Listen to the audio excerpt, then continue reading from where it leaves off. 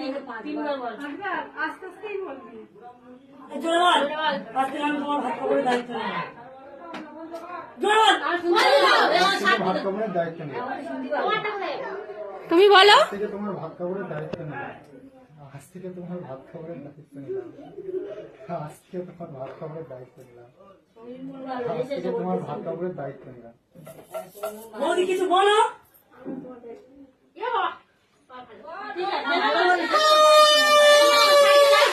তুমি বলো আজ থেকে তোমাদের পরিবারের দায়িত্ব আমি নিলাম, বলবে তো?